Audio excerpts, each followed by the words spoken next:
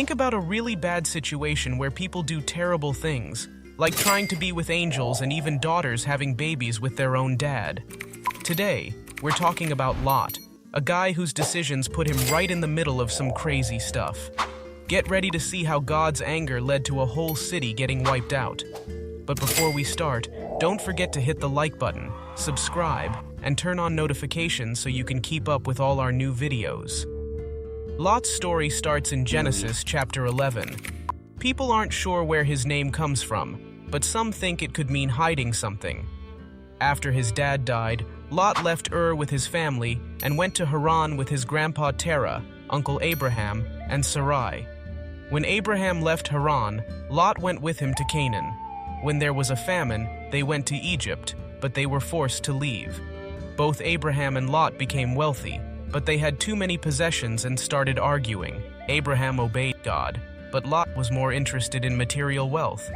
They decided to part ways, and Lot chose the beautiful but morally corrupt city near the Dead Sea.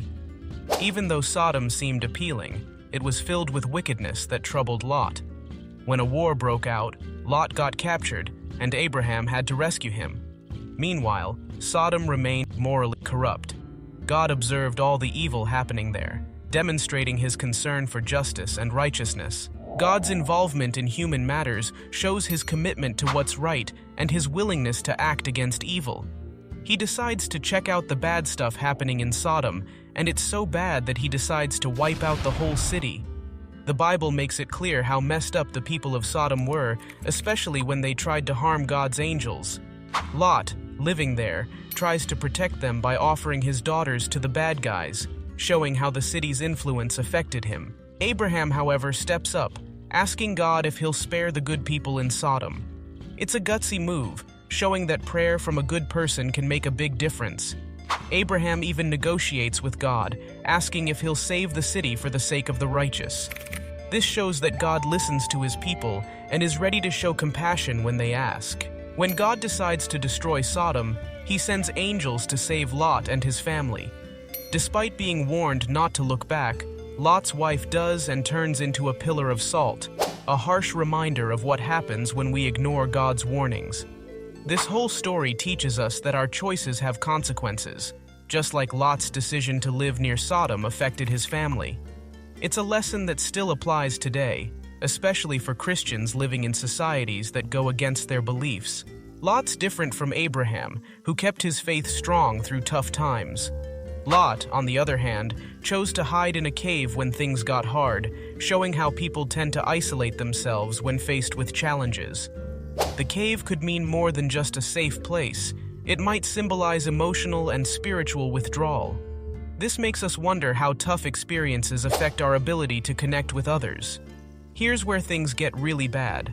Lot's daughters, fearing for their future, came up with a messed up plan.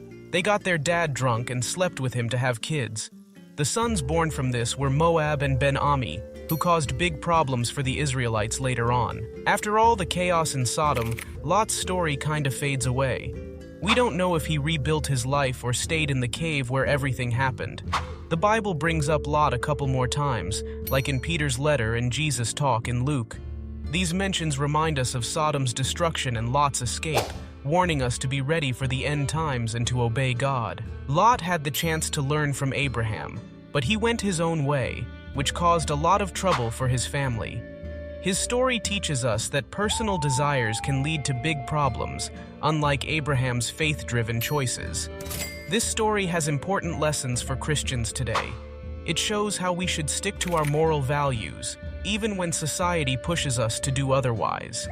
Paul, in Romans, tells us to stay true to our faith and not let the world change us. Hope you liked the video. If you made it this far, check out similar ones on our playlist. Thanks, and God bless.